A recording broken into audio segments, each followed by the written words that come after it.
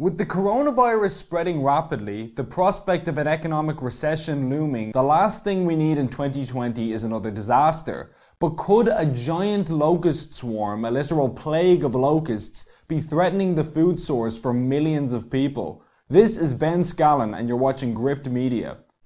With COVID-19 dominating the news cycle, little attention has been given to another serious threat facing the world. For several months now, a giant swarm of hundreds of billions of locusts have been ravaging Africa and heading towards the Middle East and Asia. According to Locust Watch, a United Nations sub-organization, the locusts are breeding in the Horn of Africa and represent, quote, an unprecedented threat to food security. Reports say that there hasn't been a locust crisis this bad in over 30 years. China, which is already dealing with the Wuhan viral outbreak as well as the ongoing Hong Kong democracy protests, has now joined forces with Pakistan to prevent the locust swarms from traveling further east. Reports say that one of the measures being considered is to release tens of thousands of ducks, as ducks can eat over 200 locusts in a day and may prove a very useful biological weapon against the swarms. Ducks also stay together in groups more often than other birds and so may be easier to manage.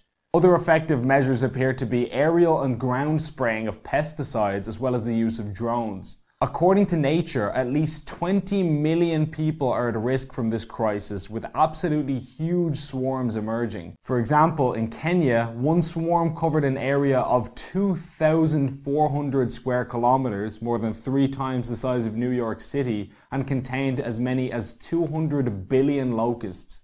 Each insect can eat up to its own body weight in food in a day, which adds up to about 84 million people's daily intake, according to a UN briefing paper. These swarms have already destroyed hundreds of thousands of acres of crops across Africa, and according to the UN, they're just getting started. Authorities believe that their numbers could grow by as many as 500 times by this summer, reaching across 30 different countries.